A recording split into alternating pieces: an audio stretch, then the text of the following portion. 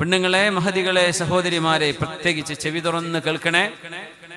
ഏതെങ്കിലും ഒരു മനുഷ്യന്റെ അരികത്ത് നിങ്ങൾ ചികിത്സ അന്വേഷിച്ചു പോയി എന്നിരിക്കട്ടെ, അള്ളാഹുവിനെ ഭയപ്പെടുന്ന മുത്തഖിയായ ഒരു മനുഷ്യനെ സമീപിക്കാൻ പാടുള്ളൂ. ഇത് മതപരമായ ഒരു ചടങ്ങാണ്. അതുകൊണ്ട് ഇസ്ലാമേതര മറ്റു മതവിശ്വാസികളെ ഈ വിഷയത്തിൽ ചികിത്സിക്കാൻ പറ്റൂല. നിങ്ങൾ അരിഷ്ടം വാങ്ങി പോകുന്നുള്ളൂ, കുഴപ്പമില്ല, അവർ മരുന്ന് തന്നെ വാങ്ങിച്ചു.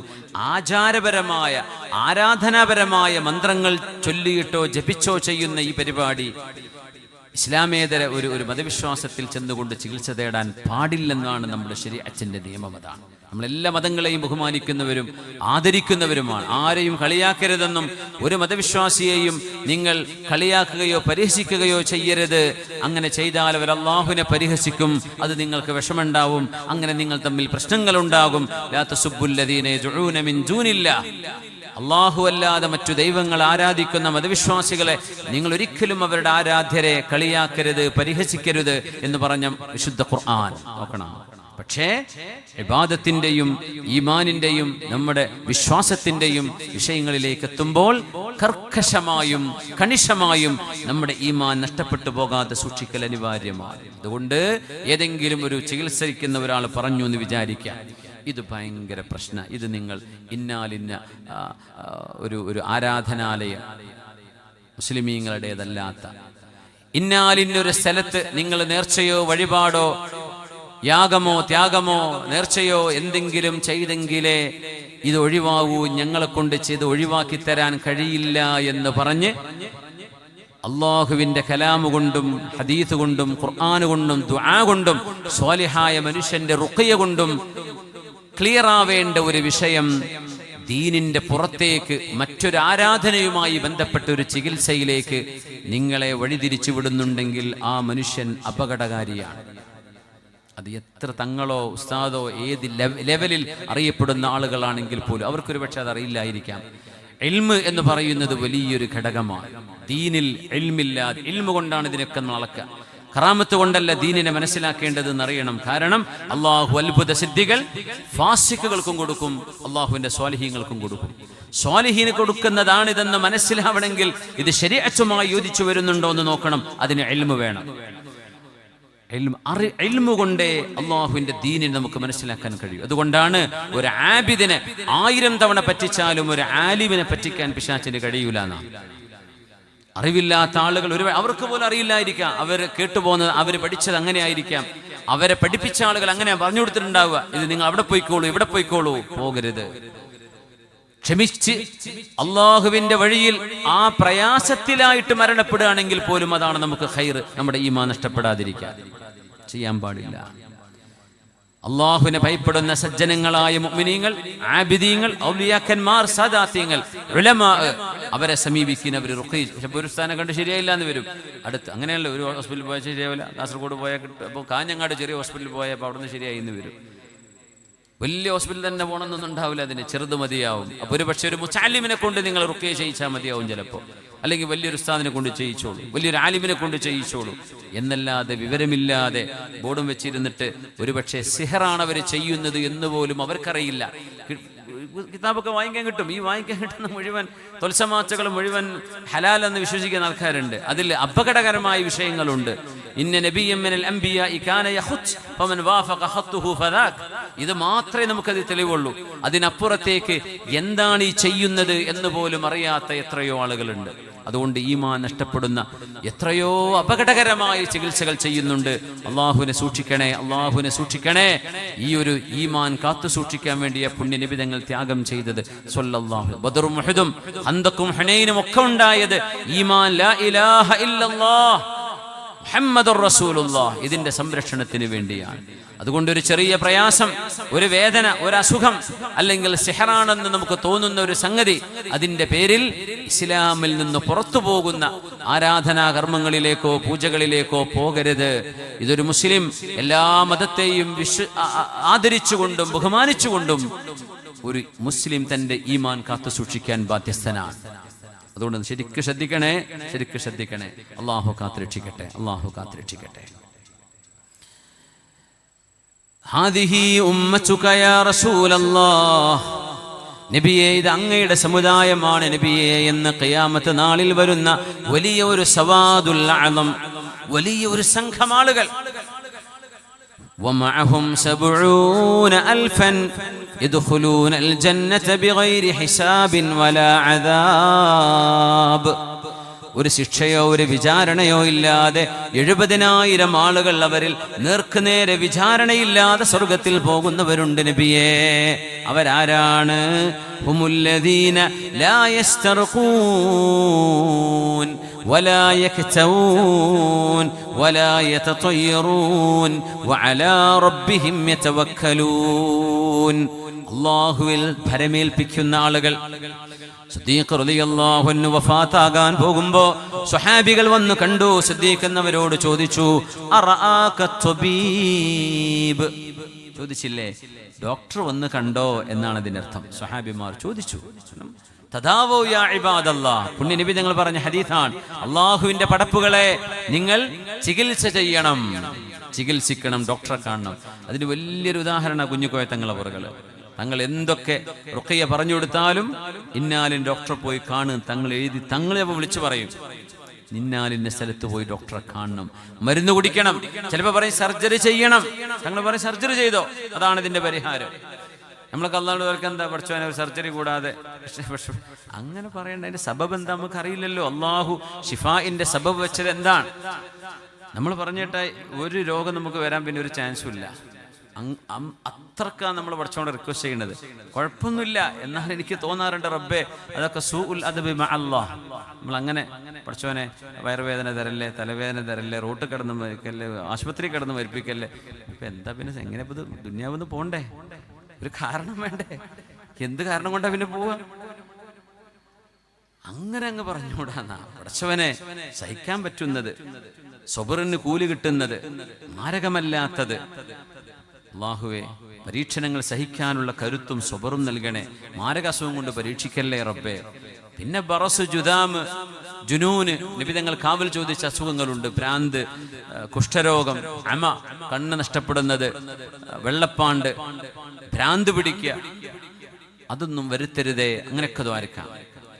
അല്ലാതെ നമ്മൾ പറയുന്ന വളരെ മൈന്യൂട്ടായ വിഷയങ്ങൾ ദ്വാരക്കാൻ അറിയുക എന്നതൊരു ഒരു ഫന്നാണ്, അത് അറിയേണ്ട ഒരു ഇൽമാണ്.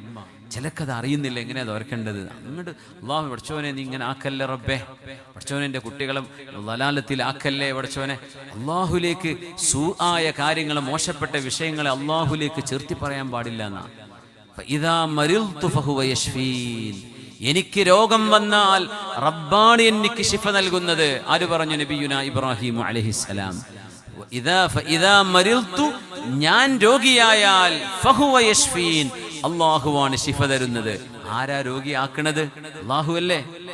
ഇബ്രാഹിം നബി പറഞ്ഞില്ല എന്നാ, ഞാൻ രോഗിയായാൽ, അങ്ങനെയല്ല നീ എന്നെ രോഗിയാക്കിയാൽ എനിക്ക് നീ ശിഫ തരണേ, അങ്ങനെ പറയാമായിരുന്നു. പക്ഷെ അള്ളാഹുവിനോട് നീയാണ് രോഗിയാക്കുന്നത് എന്ന് റബ്ബിലേക്ക് ചേർത്തി പറയുന്നത് അള്ളാഹുവിനോട് അദബുകേട് കാണിക്കലാണ്. അങ്ങനെ പറയാൻ പാടില്ല.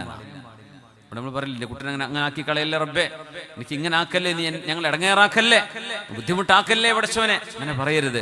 അല്ലാഹു ഞങ്ങൾ ബുദ്ധിമുട്ടിലായി പോകരുതേ, അങ്ങനെ പറയാം. അങ്ങനെ പറയാം, നമ്മളായി പോകരുതേ പഠിച്ചവനെ.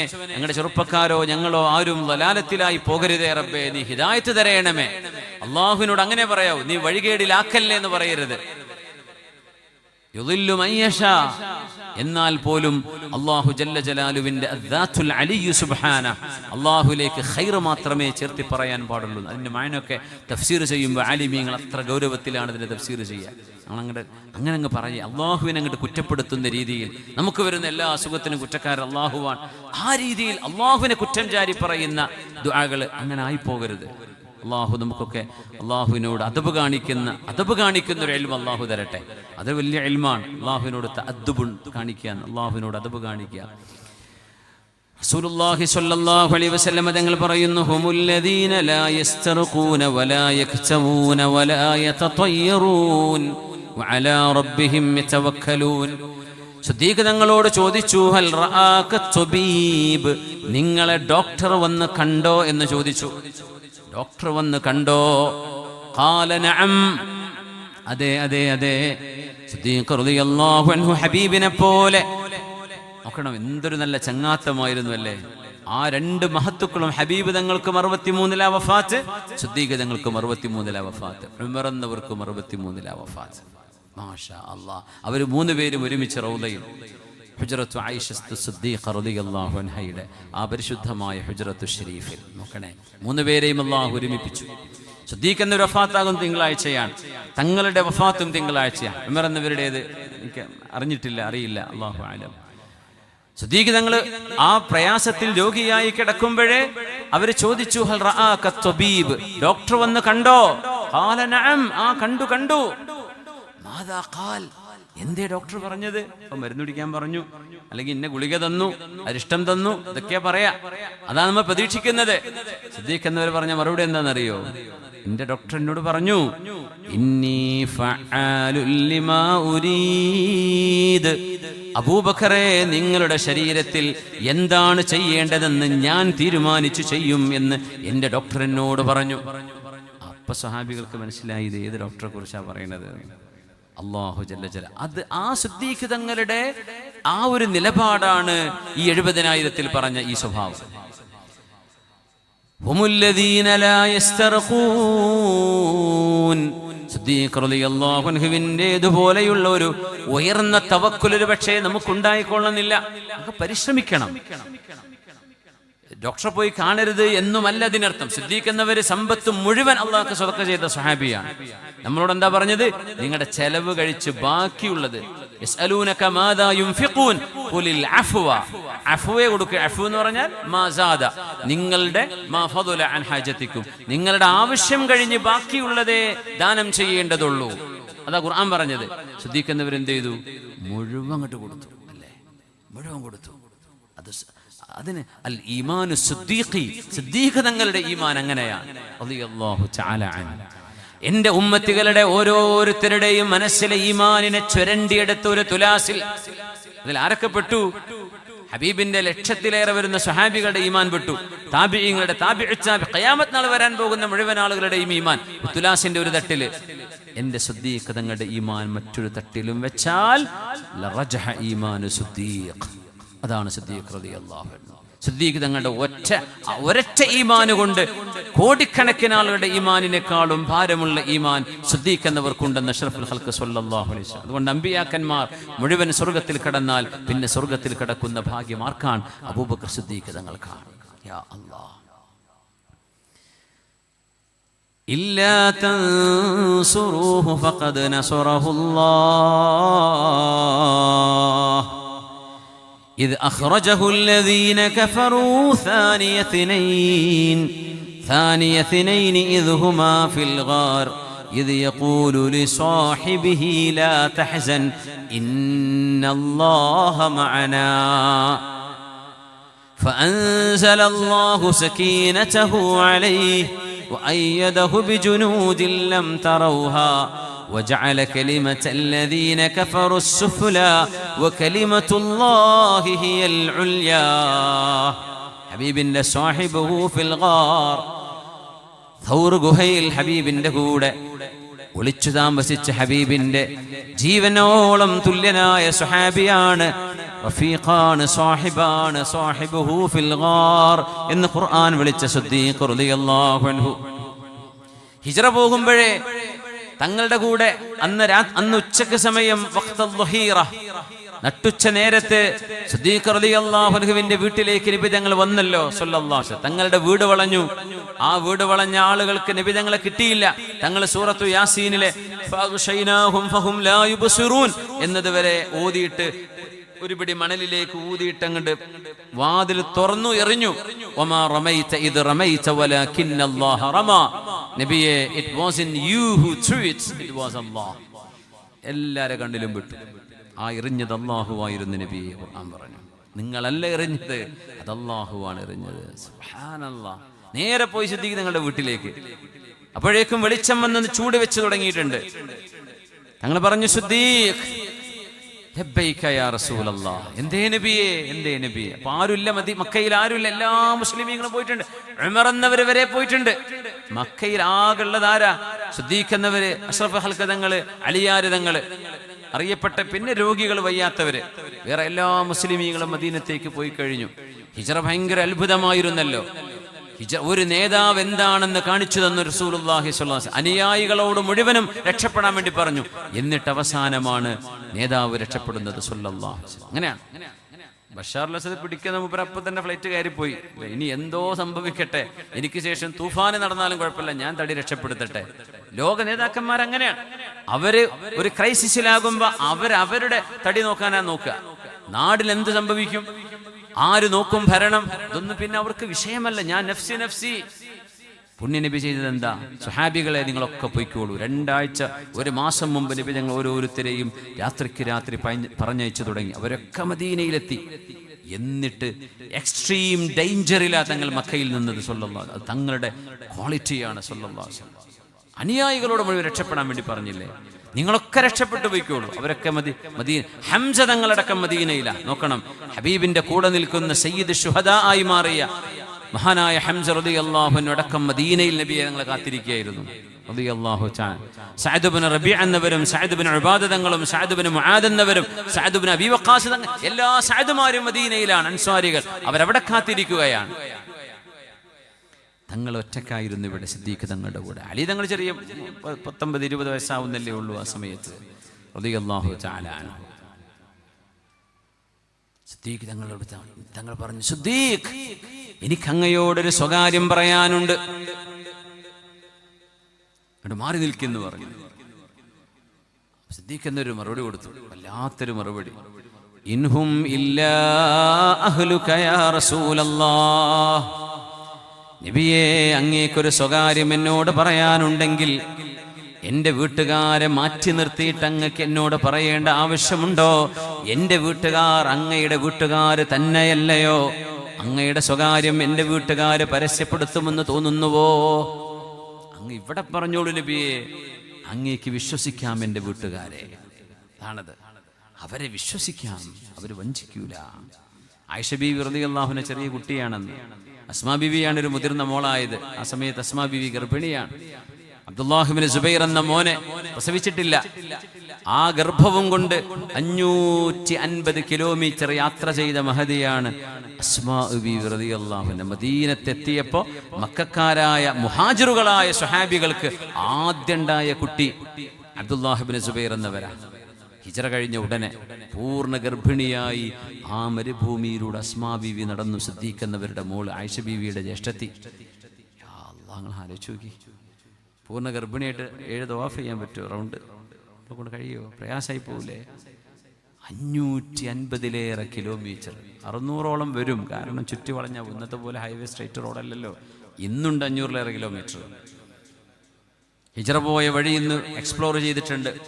വളരെ ദുഷ്കരം, ഓഫ് റോഡ് വണ്ടികളിലൂടെ യാത്ര ചെയ്യാൻ വേണ്ടി പറ്റും. സുബ്ഹാനല്ലാഹ്. അങ്ങനെ നബി തങ്ങൾ ഹിജ്റ പോവുകയാണ്. ഉദിനലീ ബിൽ ഹിജ്റ.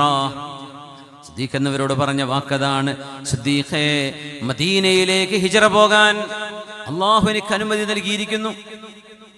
അപ്പോൾ സിദ്ദീഖ് എന്നവർ അസ്സുഹ്ബത യാ റസൂലല്ലാഹ്, കൂടെ വരട്ടെ നബിയേ, ഞാനും, സമ്മതമുണ്ടോ? എന്തൊരു ചോദ്യാണല്ലേ. അങ്ങ് ഒറ്റയ്ക്ക് പോവുകയാണോ? ഞാനും കൂടെ വരട്ടെ, അള്ളാഹിന്റെ അനുമതി ഉണ്ടോ എന്ന് നോക്കട്ടെ സിദ്ദീഖേ, ഞാൻ പറയാം.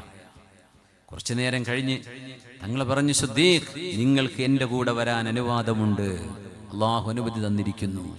ഫബകാ സിദ്ദീഖ്. സിദ്ദീഖ് എന്നവർ പൊട്ടിക്കരഞ്ഞു. ആയിഷ ബീവി പറയാം, ഒരു മനുഷ്യൻ സന്തോഷം കൊണ്ട് കുറച്ചൊക്കെ കരയും, കണ്ണീര് വരും സന്തോഷം കൊണ്ട്. പക്ഷേ ഒരു മനുഷ്യൻ പൊട്ടിക്കരയും സന്തോഷം കൊണ്ട് എന്ന് ഞാൻ അറിഞ്ഞത് എൻ്റെ വാപ്പക്ക് ഹബീബിന്റെ കൂടെ ഹിജ്റ പോകാൻ അനുമതി കിട്ടി എന്ന വിവരമറിഞ്ഞപ്പോ എൻ്റെ വാപ്പ കരഞ്ഞത് കണ്ടപ്പോഴാ. ഇങ്ങനെയുണ്ടോ മനുഷ്യന്മാർ? സന്തോഷം കൊണ്ട് പൊട്ടിക്കരയാണ്. വിഷയമതല്ല. സിദ്ദീഖ് എന്നവര് പുറപ്പെട്ടു. ഹബീബും സല്ലല്ലാഹു അലൈഹി വസല്ലം അവര് പുറപ്പെട്ടപ്പോഴേ സിദ്ദീഖ് റളിയല്ലാഹു അൻഹുവിന്റെ വാപ്പയുണ്ട്, അബൂ ഖുഹാഫ. വലിയ പ്രായമായിട്ടുണ്ട് അന്ന് തന്നെ. അബൂ ഖുഹാഫ ഇസ്ലാം സ്വീകരിക്കുന്നത് മക്ക വിജയത്തിന്റെ സമയത്താണ്.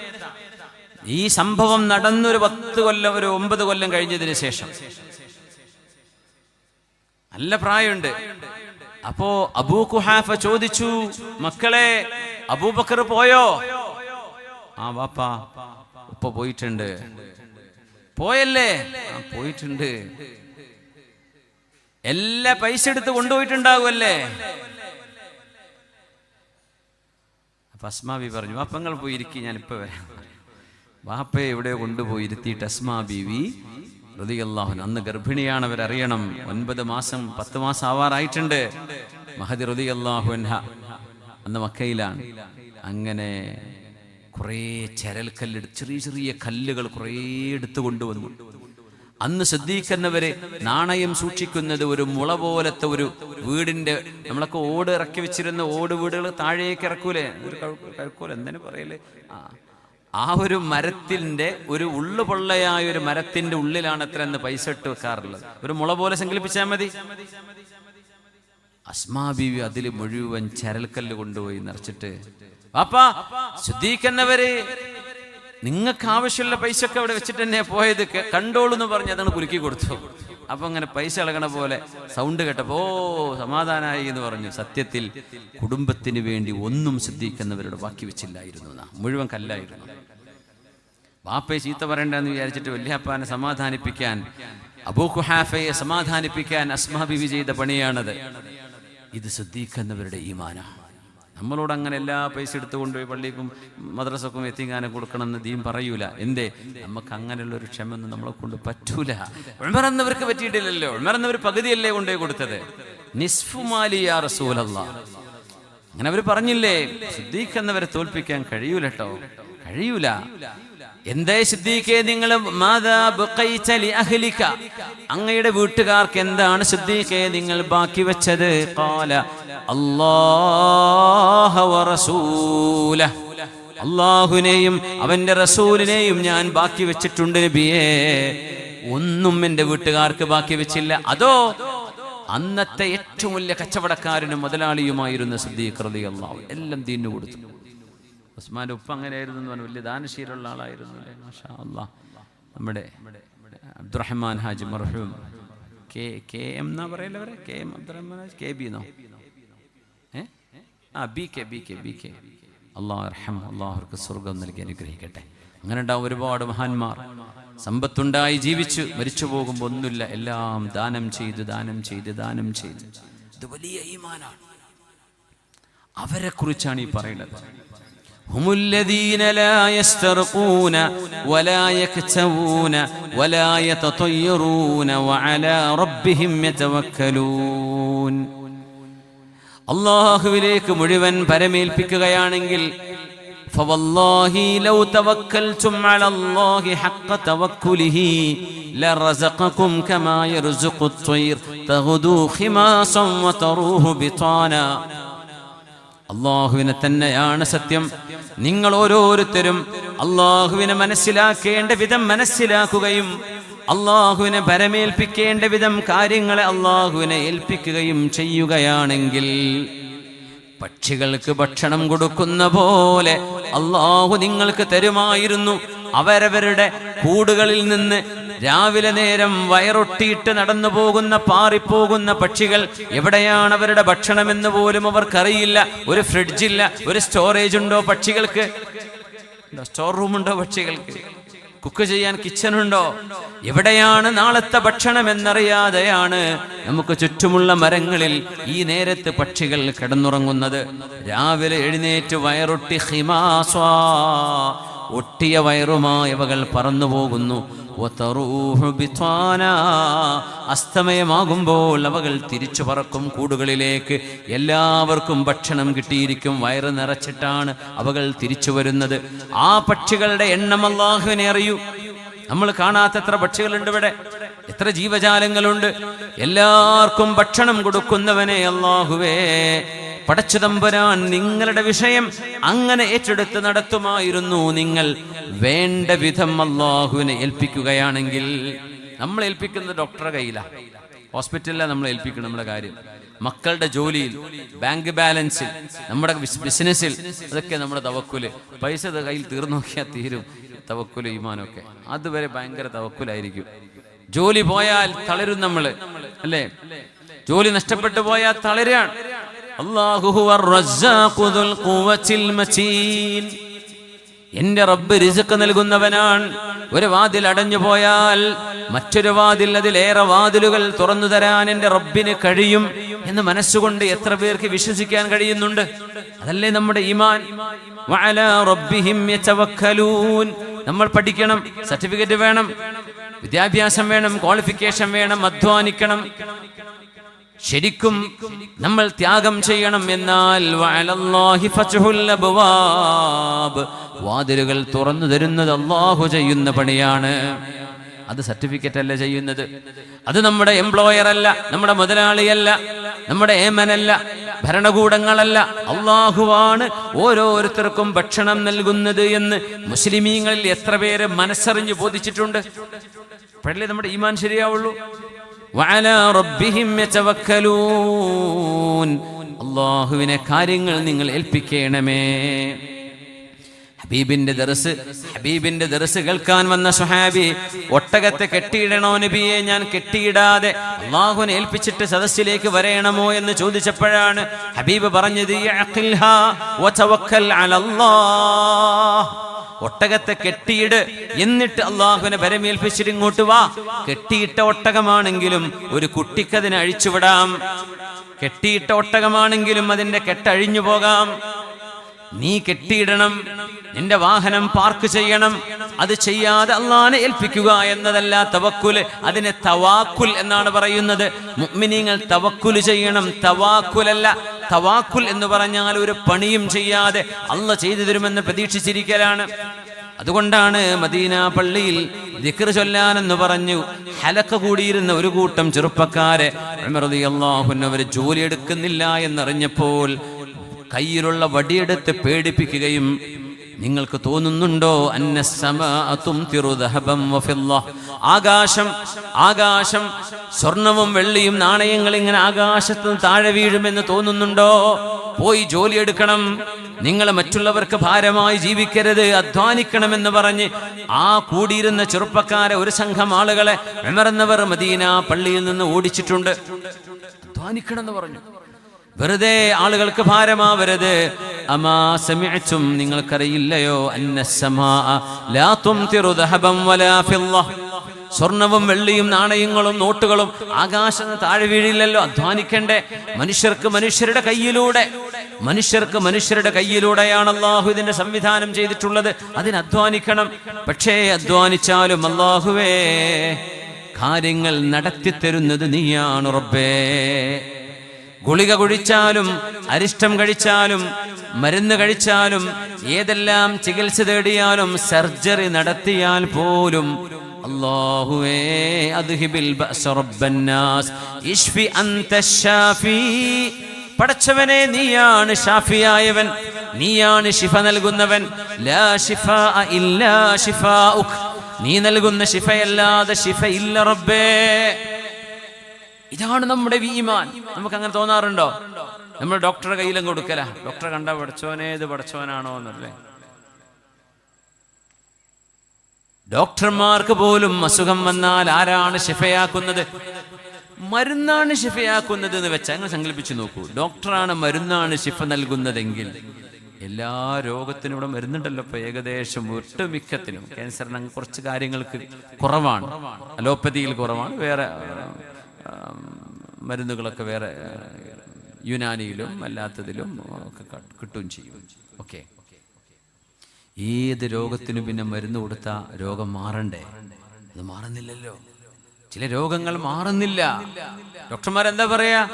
ബോഡി റെസ്പോണ്ട് ചെയ്യുന്നില്ല എന്ന് പറയും. നമ്മൾ മരുന്നൊക്കെ ബ്ലഡിലേക്ക് കയറ്റി കൊടുക്കുന്നുണ്ട്, ഗ്ലൂക്കോസ് വഴി കൊടുക്കുന്നുണ്ട്, പക്ഷേ ബ്രെയിൻ റെസ്പോണ്ട് ചെയ്യുന്നില്ല, ഹാർട്ട് റെസ്പോണ്ട് ചെയ്യുന്നു, ബോഡി റെസ്പോണ്ട് ചെയ്യുന്നില്ല എന്ന് പറഞ്ഞാൽ മരുന്നല്ല ഇവിടെ കാര്യം നടത്തുന്നത് എന്ന് ബോധ്യപ്പെട്ടു.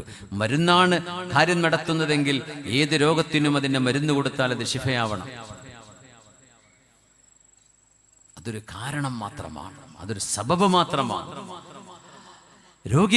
രോഗികളോട് ചില ഡോക്ടർമാരെങ്കിലും പറയും പ്രാർത്ഥിച്ചോളൂ എന്ന്. എന്താണെന്നറിയോ? ഡോക്ടർമാർക്ക് തിരിയും, അവർക്കറിയും ഞങ്ങൾ ചെയ്യുന്ന ഈ പണിയൊന്നുമല്ല, മനുഷ്യ ശരീരത്തിൽ നടക്കുന്ന പ്രവർത്തനങ്ങൾ വളരെ കോംപ്ലക്സ്, വളരെ സങ്കീർണമാണ്. മനുഷ്യ ശരീരം വളരെ സങ്കീർണമാണ്. ഒരു ഞരമ്പ് എവിടെയോ ഒന്ന് വളഞ്ഞു, അല്ലെങ്കിൽ ഒരു ഞരമ്പ് ഇച്ചിരി വലിപ്പം കൂടിപ്പോയി, അല്ലെങ്കിൽ ഇച്ചിരി ബ്ലോക്ക് വന്നു, അതുകൊണ്ട് ശരീരത്തിന്റെ പല ഭാഗങ്ങളും നിശ്ചലമാകും. ആരാണ് ഇതിനെയൊക്കെ നിയന്ത്രിക്കുന്നത്? അല്ലാഹു ജല്ല ജലാലുഹു. അവനുദ്ദേശിക്കുമ്പോൾ അതുകൊണ്ട് ശിഫാ റബ്ബാണ് നൽകുന്നത് എന്ന് വിശ്വസിക്കുന്നവരാണ് മുഅ്മിൻ.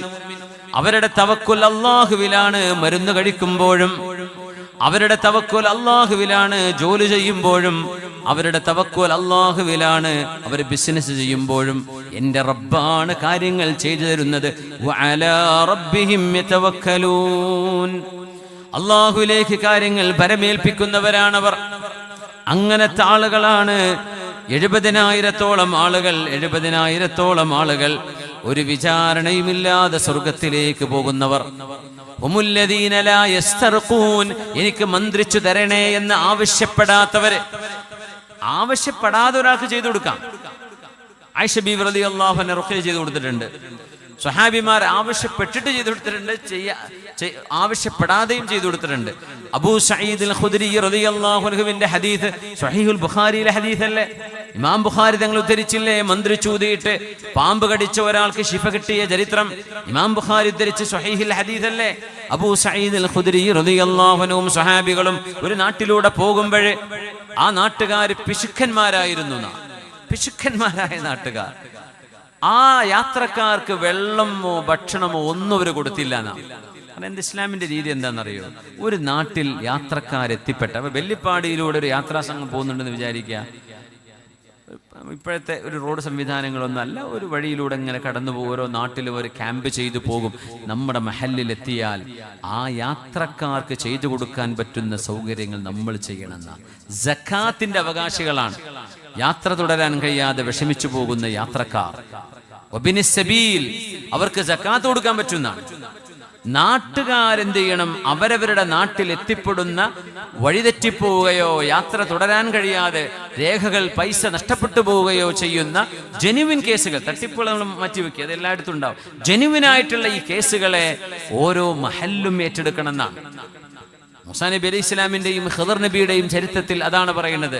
ആ മതില് മൂസാ നബി അലൈഹി ഇസ്ലാം ഖദർ അലൈഹി ഇസ്ലാം നേരെ വെച്ചപ്പോഴേ മൂസാ നബി ചോദിച്ചില്ലേ, എന്തിനാ ഖദർ നബിയെ നമുക്കൊരു ഒരു അല്പം വെള്ളം പോലും തരാത്ത ഈ നാട്ടുകാരുടെ മതിലൊക്കെ എന്തിനാ നിങ്ങൾ നന്നാക്കാൻ പോയത് എന്ന് ചോദിച്ചു.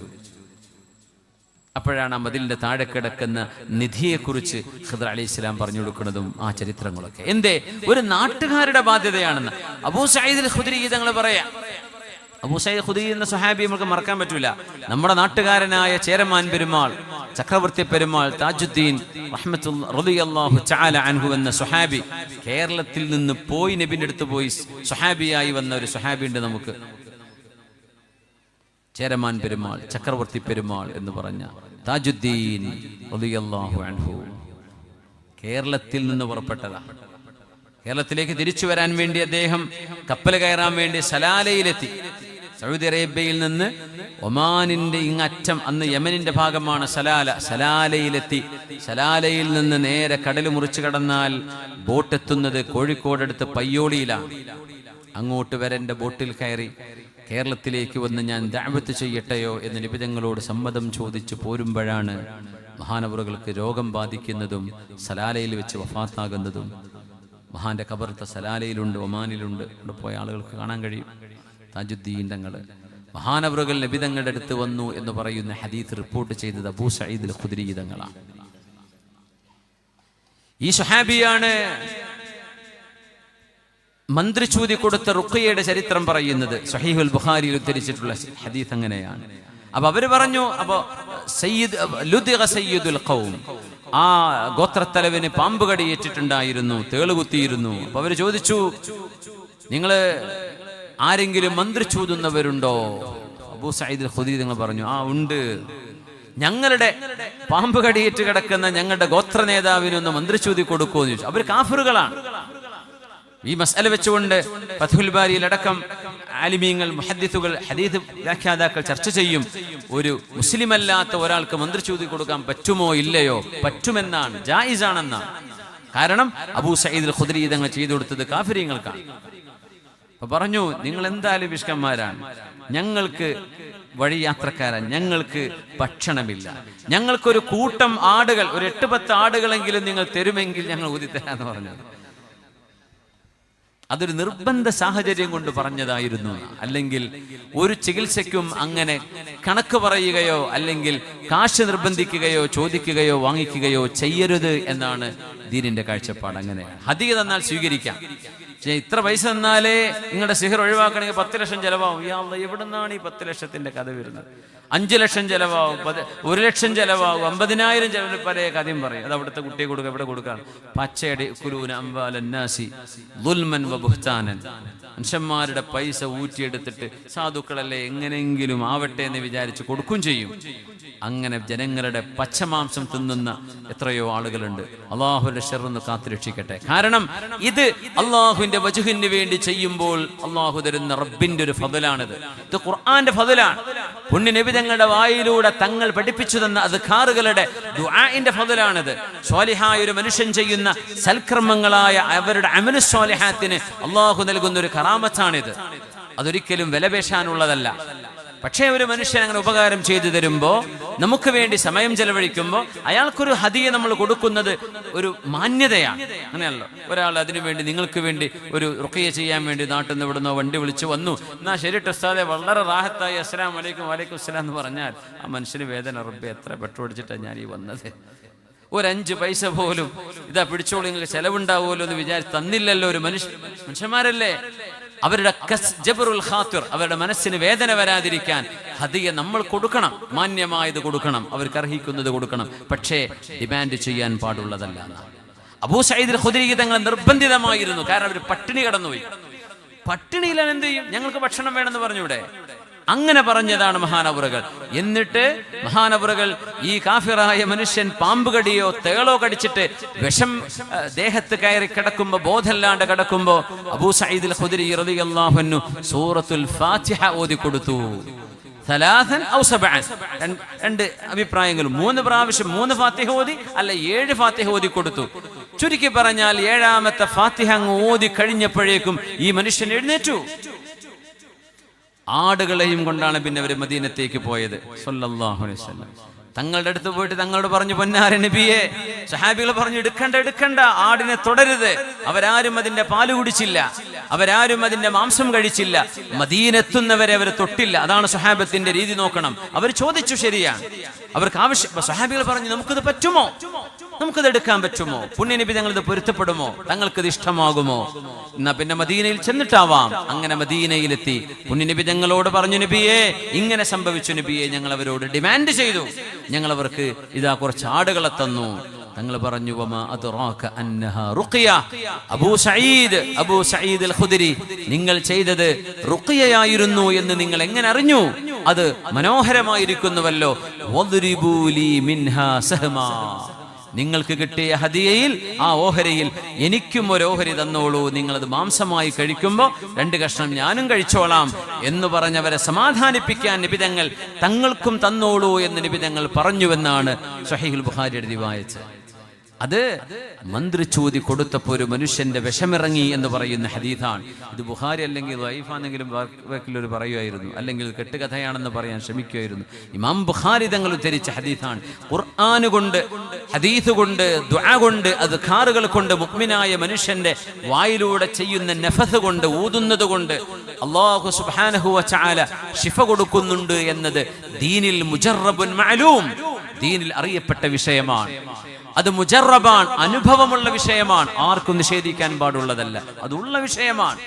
അലിമഹു മൻ അലിമഹു വജഹിലഹു മൻ ജഹില. ജാഹിലിങ്ങൾക്ക് ഇത് പറയില്ലായിരിക്കാം, അത് ഉള്ളതാണ്. അബൂ സഈദ് അൽ ഖുദരി റളിയല്ലാഹു അൻഹുവിന്റെ സംഭവത്തിൽ വമാ യുദ്രീക അന്നഹാ റുഖിയ ലാ റുഖിയത ഇല്ലാ മിൻ ഐനിൻ ഔ ഹമ.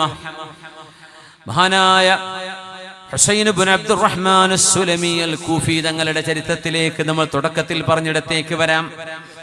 രാത്രികാലത്ത് ഉണർന്നിരിക്കുമ്പോൾ ഞാൻ നിസ്കരിക്കാൻ വേണ്ടി ഉണർന്നതായിരുന്നില്ല. ആ വാൽനക്ഷത്രം അടർന്നു വീഴുന്നത് ഞാൻ കണ്ടു. പക്ഷേ ആ രാത്രി ഞാൻ ഉറങ്ങിയില്ല, നിസ്കരിച്ചത് കൊണ്ടാണെന്ന് വിചാരിക്കല്ലേ. ഞാനെന്ന് തേളുകടി കൊണ്ട് വിഷമിച്ച് വേദനിച്ചിരിക്കുമ്പോഴാണത് ചെയ്തത്. നിങ്ങൾ എന്തു ചെയ്തു എന്ന് സഈദ് തങ്ങൾ ചോദിക്കുമ്പോഴേ ഞാൻ റുഖിയ ചെയ്തു, മന്ത്രിച്ചൂതി. ഖുർആൻ കൊണ്ടും ഹദീസ് കൊണ്ടും അദ്കാർ കൊണ്ടും ഞാൻ ശിഫാഇനെ തേടി എന്ന് പറഞ്ഞു മഹാനവറുകൾ. എന്നിട്ട് തെളിവ് പറഞ്ഞു, എവിടുന്നാണ് നിങ്ങൾ ചെയ്തത്? അപ്പൊ മഹാനവറുകൾ ഹദീസ് പറഞ്ഞു കൊടുത്തു. മഹാനായ ബുറൈദ റളിയല്ലാഹു അൻഹു, ബുറൈദത്ത് ബിൻ ഹസീബ് റളിയല്ലാഹു അൻഹുവിന്റെ ആ റിവായത്ത് ഉദ്ധരിച്ചുകൊണ്ട് പറഞ്ഞു, ലാ റുഖിയത ഇല്ലാ മിൻ ഐനിൻ ഔ ഹമ. ഏറ്റവും നല്ല റുഖിയ കണ്ണേർ സംഭവിക്കുമ്പോൾ ചെയ്യുന്ന റുഖിയയാണ്. കണ്ണേർ ഇംഗ്ലീഷുകാരൻ അതിന് ഈവിൾ ഐ എന്നാ വിളിക്കുക. Evil I, bad I, evil I എന്ന് പറയും. ചില നാട്ടിലൊക്കെ ചില സാധനങ്ങളുണ്ട്, ഈവിൾ എന്നിട്ട് ഒരു ബ്ലൂ ഗ്ലാസിന്റെ ഒരു സാധനം, ഒരു കണ്ണ് പോലെ, അത് തൂക്കിയിട്ടാ കണ്ണേറ് പോകുന്നൊക്കെ വിശ്വസിക്കുന്ന ആൾക്കാരുണ്ട്. ലമുനിച്ചങ്ങ് തുർക്കി പോയപ്പോൾ കണ്ടില്ലേ അവിടെ? ആ ഷാഖുസ് അവിടെ ഉണ്ടല്ലോ, തുർക്കിയിൽ ചില സ്ഥലത്തൊക്കെ ടൂറിസ്റ്റുകൾ മരത്തിൽ മുഴുവൻ തൂക്കിയിട്ടുണ്ടാവും. അതിനെന്ത് പേരുണ്ടോ സാർ? എന്ത് ഈവിൾ ഐ എന്നൊരു പറയല്? ഒരു നീലയും വെള്ളയും കളറൊക്കെ ഉണ്ടാവും, കറുപ്പൊക്കെ ഉണ്ടാവും, ഒരു കണ്ണുപോലൊക്കെ തോന്നും കണ്ട ഒരു വട്ടത്തിൻ്റെ ചെറിയ സാധനം. അതിങ്ങനെ ഒരു കയറിട്ടിട്ട് ഒരു മരം നോക്കി മുഴുവൻ ഈ സാധനമായിരിക്കും. അപ്പോൾ ചോദിക്കും, എന്ത്? കണ്ണേറ് പോകാൻ വേണ്ടി വാങ്ങിച്ച് കെട്ടുന്ന സാധനമാണ്. ഏതോ മരത്തിന് പോയി കെട്ടി അവർ കണ്ണേറിനെ തടുക്കാൻ വേണ്ടി ചെയ്യുന്ന അന്ധവിശ്വാസികൾ, അറിയാത്തവർ ഏതോ ജാതിയും അതൊക്കെ ആയിരിക്കും, അങ്ങനെ ചെയ്യുന്നവരുണ്ട്. ഈ സാധനം ബസ്സുമ്മ തൂക്കി വെക്കും, കാറിൽ തൂക്കി വെക്കും, അങ്ങനെയൊക്കെ ഉണ്ട്. സുബ്ഹാനല്ലാഹ്. ഐന് സത്യമാണ്, അത് ഉള്ളതാണ്. വെള്ളിപ്പാടിയിലുണ്ടോ അങ്ങനെ കണ്ണേറുള്ളവര്? കണ്ണേറുള്ളവരെ പോയി മയ്യത്ത് നിസ്കരിക്കാനാണ് പരിപാടി. അതില്ലാത്തതാണ്, അങ്ങനെ ചെയ്യാൻ പാടില്ലേ.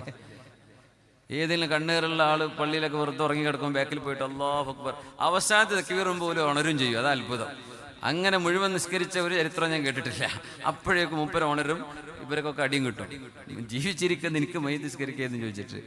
അപ്പൊ അത് ആരോ പറഞ്ഞെങ്ങനെയോ വർത്തിച്ചാന്ന് തോന്നുന്നുണ്ട്. അതിന് അസുലില്ല എന്നാ കേൾക്കാറ്. അല്ലാഹു അലഞ്ഞ അസുലല്ലോ ഉണ്ടെങ്കിൽ തിരുത്തി തരണേ. അങ്ങനെ സംഭവമില്ല. കണ്ണേറുള്ള ആളുകളെ കൊണ്ട് ഒതുവടിപ്പിക്കും. ഞാനൊരു സംഭവം പറയാം, ഹദീസ് പറയാം. അവരെ കൊണ്ട് ഒതുവടിപ്പിച്ചിട്ട് അവരുടെ ഒതുവിന്റെ വെള്ളം ഒരു പാത്രത്തിൽ സൂക്ഷിക്കുക, അല്ലെങ്കിൽ അവരോട് കുളിക്കാൻ വേണ്ടി പറയും, ഒരു പാത്രത്തിൽ ഇരുത്തിയിട്ട് കുളിക്കുക. ആ കുളിച്ച വെള്ളം എടുത്ത് കണ്ണേറ് കൊണ്ട് ആളെ തെളിക്കുക. അല്ലെങ്കിൽ അവർ കുടിച്ചതിന്റെ വെള്ളം അല്ലെങ്കിൽ ചായയോ പാനീയമോ കുടിച്ചതിന്റെ ബാക്കി കണ്ണേറ് കൊണ്ടവനെ കൊണ്ട് കുടിപ്പിക്കുക. അങ്ങനെയൊക്കെ ചെയ്താൽ, അല്ലെങ്കിൽ അവരുപയോഗിച്ച വസ്ത്രമോ മറ്റോ ഉണ്ടെങ്കിൽ അത് വെള്ളത്തിൽ മുക്കിയിട്ട് ആ വെള്ളം തെളിക്കുക. അങ്ങനെയൊക്കെ ചെയ്താൽ കണ്ണേറ് കൊണ്ടവർക്ക് ശമനം കിട്ടുമെന്ന് ആലിമീങ്ങൾ പറഞ്ഞിട്ടുണ്ട്. റസൂലുള്ളാഹി തങ്ങളുടെ കാലത്തൊരു സംഭവം പറയാം. സ്വഹീഹ് മുസ്ലിമിൽ വന്നിട്ടുള്ള ഹദീസാണിത്.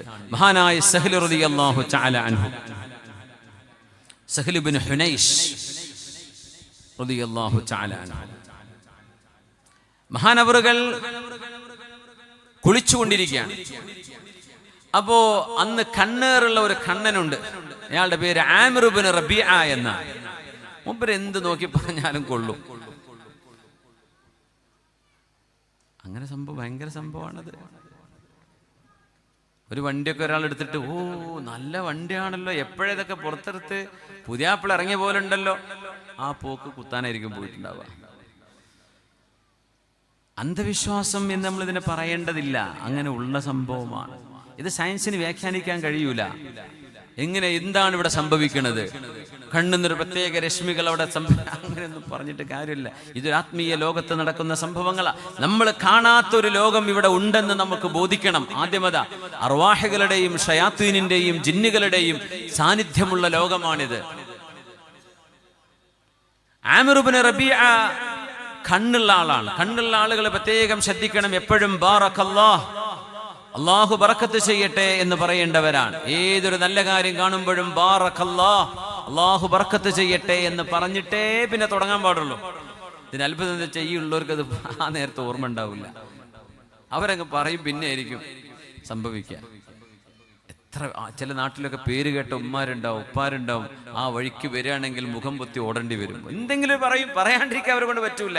പറഞ്ഞോ എന്തെങ്കിലും സംഭവിക്കുകയും ചെയ്യും. നിങ്ങൾക്ക് ചിലപ്പോൾ അനുഭവം ഉണ്ടാവൂലേ? ഉണ്ടോ? നല്ല രസമല്ല കുറെ. നമ്മൾ ഉസ്താദ് പറയായിരുന്നു,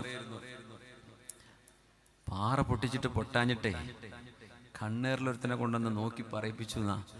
എന്താ ഇപ്പൊ ഇതിങ്ങനെ കമ്പിളിയും പോച്ച് കിടക്കണെന്ന്, ക്രാക്ക് വന്നു എന്ന് പാറക്ക്. സുബ്ഹാനല്ലാഹ്, ഒരു വാക്ക് പറയിക്കുകയാണത്. പല പല രാജ്യങ്ങളിലുണ്ട് കേട്ടോ. അത് ഇംഗ്ലീഷുകാർക്കും അവർക്കൊക്കെ വിശ്വാസമുള്ള സംഗതിയായി കണ്ണേറുന്ന സംഭവം. ഇതെല്ലാവരും ഒരു യൂണിവേഴ്സൽ ഫിനോമിനനാണ്. അത് ആർക്കുണ്ട്, എൻ്റെ വാക്ക് കണ്ണേറായി മാറുന്നുണ്ടോ ഇല്ലയോ അത് നമുക്ക് അറിയില്ല. പക്ഷെ ചില അനുഭവങ്ങളിൽ ഉണ്ടാകും അങ്ങനെ. ചില ആളുകൾ പറഞ്ഞതിന് ശേഷം പിന്നെ അങ്ങനെ ആയിപ്പോയി. ചില ആളുകൾ വീട്ടിൽ കയറിയിറങ്ങിപ്പോയാൽ പിന്നെ ആ വീട്ടുകാർക്ക് ഊരവേദനയും തലവേദനയും എണീക്കാൻ പറ്റൂല, അവിടെ കിടന്നു പോകും. പിന്നെ അതിന് റുഖിയ ചെയ്തെങ്കിലേ എണീക്കാൻ പറ്റുള്ളൂ. നിങ്ങൾ ശ്രദ്ധിച്ചിട്ടുണ്ടോ, നമ്മളെ ഈ പാലുകാച്ചല് കുറ്റൂസ എന്നൊക്കെ പറഞ്ഞ ഹൗസ് വാമിങ് പരിപാടി? ഉസ്മാൻ എവിടെ എന്താ പറയില്ല ഇതിന്? വീട് കുടിയാകുന്നതിന്, കുടിയാകുന്നതിനല്ലേ, പൊര കുടിയാകുക. മലപ്പുറത്തൊക്കെ കുറ്റൂസ എന്നൊക്കെ പറയാറുണ്ട്. പൊര കുടിയാവുക എന്നറിയില്ലേ? പൊര കുടിയാവുന്ന അന്നേ ആ വീട്ടുകാർക്ക് ഒരാഴ്ച 2 ആഴ്ചക്ക് എണീക്കാൻ പറ്റാറില്ല. മരുന്നൂര് വീട്, ഓ എന്ത് രസമുള്ള വീടല്ലേ, എന്താ ഭംഗി, എന്താ സോഫന്റെ ഒക്കെ സുഖം, അടുക്കള എന്തൊരു രസമല്ല അടുക്കള എന്നൊക്കെ പറഞ്ഞ് ഡയലോഗ് അടിച്ച് ഈ സാധുക്കൾക്ക് കണ്ണുകൊണ്ടുപോകും. ഒരു മാഷാ അല്ലയോ തബാറക്കല്ലയോ പറയൂല. അതാണ് ഞങ്ങൾ ഇന്നലെ തിരുവനന്തപുരത്തായിരുന്നു പരിപാടി. ഞാൻ അവിടെ ഈ വിഷയം പറഞ്ഞു. ഞാൻ വെറുതെ സാന്ദർഭികമായിട്ട് പറയാണ്, ഇത് നമ്മുടെ വിഷയമല്ല.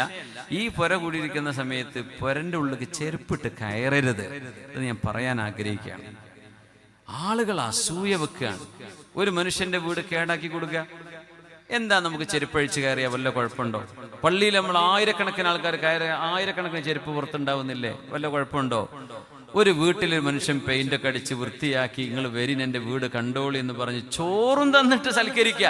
എന്നിട്ട് ആ ചളിയിലെ ഷൂട്ട് കുട്ടികൾ കയറുന്നു, പെണ്ണുങ്ങൾ പിന്നെ പറയണ്ട. ഓർക്ക് ആ ചെരുപ്പ് എന്തോ സ്വർണം കൊണ്ടുണ്ടാക്കിയ ചെരുപ്പ് പോലെ അങ്ങോട്ട് മേലെ കയറുന്നു, താഴെ ഇറങ്ങുന്നു, ബെഡിൽ കയറി ഇറങ്ങുന്നു. കുട്ടികൾ ഷൂട്ട് ചാടി ഇറങ്ങും. ഒരു ഉമ്മയുടെ വായുന്നു, മോനെ ചവിട്ടല്ല മോനെ, ആ ബെഡ്ഷീറ്റ് കേടാവും, മണ്ണാണ്. സ്വന്തം മക്കളോട് പറയാൻ തോന്നുന്നില്ല, എന്തേ ആരാന്റെ വീടാണ് ആയിക്കോട്ടെ എന്ന്. എന്താണ് പടച്ചോനെ, വല്ലാത്ത മനുഷ്യന്മാർ. അസൂയ എന്നല്ലേ ഇതിന് പറയാ. ആ പൊരക്കാരൻ നിങ്ങളോട് പറയാൻ പറ്റൂല. അതുകൊണ്ടാണ് ഞാൻ പറയണത്, പൊരക്കാരൻ നിങ്ങളോട് ചെരുപ്പിട്ട് കയറല്ലേ എന്ന് പറഞ്ഞാൽ ഞങ്ങൾ ബഹിഷ്കരിക്കും അല്ലേ? ആ പൊരക്കാരന്റെ പരിപാടി അങ്ങോട്ട് കൊളാവും. മിണ്ടാൻ പറ്റൂല, നെഞ്ചു പൊളിയുന്നുണ്ടാവും. ഞാൻ കയറി ചെല്ലിനടുത്ത് പറയാറുണ്ട്, പൊന്നാര മക്കളെ ചെരുപ്പഴിച്ചിട്ട് കയറ്. എന്നോട് പറയാ ചെരുപ്പിട്ടോ. ഞാൻ പറയും ചെരുപ്പിടൂല. നമ്മൾ പുറത്തുനിന്ന് കയറി വരുന്ന ഈ മണ്ണുമായിട്ട് ഒരു മനുഷ്യൻ വൃത്തിയാക്കി വെച്ച വീട് നമ്മൾ വൃത്തികേടാക്കി കൊടുക്കേ? എത്ര പ്രയാസം ഉണ്ടാകും ആ കാർപ്പറ്റൊക്കെ എനിക്ക് വൃത്തിയാക്കി എടുക്കാൻ. ആ റൂമിൽ ആർക്കെങ്കിലും മുസല്ല വെച്ച് നിസ്കരിക്കാൻ പറ്റുമോ? ഫോട്ടോഗ്രാഫർമാരുണ്ട്, ഷൂട്ടിട്ട് ഇങ്ങനെ കൂളായിട്ട് ചവിട്ടി ആ കാലിൽ മൊത്തം ചളിയേരി. എനിക്ക് ദേഷ്യം വരാറുണ്ട്, സത്യം പറയട്ടെ. ആരുടെയൊക്കെയോ പറയാണ്, എന്നാലും എൻ്റെ മനസ്സ് വേദനിക്കും. പടച്ചവനെ, ഒരു മനുഷ്യൻ പൈസ ചെലവാക്കി വൃത്തിയാക്കിയിട്ടേ നമ്മളെ കുട്ടികളൊക്കെ കൂളായിട്ട് ചെരുപ്പിട്ട് കയറുക. ദയവ് ചെയ്ത് ആരും ചെയ്യരുത് അത്, ദയവ് ചെയ്ത്. ഇതൊരു അസൂയയാണ്. എന്നിട്ടുണ്ട് ആ ചെരുപ്പം കൊണ്ടൊരു നൃത്തം ചുമരുമേ. ആ ഷൂവിന്റെ പ്രിന്റ് ഇങ്ങനെ ചുമരുമ കാണും. മഴക്കാലത്താണെങ്കിൽ പറയും വേണ്ട. വൃത്തികേടാക്കി അസൂയ കാണിക്കുക ചെയ്യരുത് മുഅ്മിനീങ്ങളെ. ഒരു വീട് നമുക്ക് വൃത്തിയാക്കാൻ കഴിയില്ല, എന്ന് വൃത്തികേടാക്കാതിരുന്നൂടെ? അതുകൊണ്ട് വീടുകൾ അസൂയപ്പെടുന്ന സ്ഥലമാവരുത്. ആ വീട്ടുകാരന് ബർക്കത്ത് കൊടുക്കണേ റബ്ബേ. ഇത്ര നല്ല വീടുണ്ടാക്കാൻ ദുനിയാവിൽ സൗകര്യം ചെയ്തു കൊടുത്ത പോലെ നാളെ ആഖിറത്തിൽ നീ സ്വർഗത്തിൽ വീട് കൊടുക്കണമേ എന്നല്ലേ നമ്മൾ ദുആ ഇരക്കേണ്ടത്. നമ്മുടെ കൂട്ടുകാർക്കൊരു വീടുണ്ട്, നമുക്കുണ്ടായില്ല. പടച്ചോനെ, എനിക്കും തന്നൂടെ റബ്ബേ ഒരു വീട് ഇതുപോലെ, എനിക്കും തരയണമേ. എൻ്റെ കൂട്ടുകാരന്, എൻ്റെ നാട്ടുകാരന് നീ കൊടുത്ത പോലെ എന്ന് മനസ്സുകൊണ്ട് സ്നേഹത്തോടെ ദുആ ചെയ്തു കൊടുക്കണം വീട്ടുകാർക്ക്. അല്ലെങ്കിൽ ആ വീട്ടുകാർക്ക് കണ്ണുകൊള്ളും, ആ വീട്ടുകാർക്ക് ക്ഷീണം വരും. കണ്ണേറിന്റെ ഐനിന്റെ ഇസ്വാബത്ത് കൊണ്ട് അവർ വലിയ പ്രയാസത്തിൽ. അവർക്ക് അറിയില്ല. ഡോക്ടർമാർ പറയും ഒക്കെ ഓക്കെയാണല്ലോ, ബ്ലഡ് പ്രഷർ ഒക്കെയാണ്, ഷുഗർ ഒക്കെയാണ്, കൊളസ്ട്രോൾ ഒക്കെയാണ്, നിങ്ങൾക്ക് ഒരു കുഴപ്പം കാണുന്നില്ല. ആൾക്ക് എണീക്കാൻ പറ്റൂല. കണ്ണുകൊണ്ടിട്ട് സംഭവിച്ചു പോകുന്ന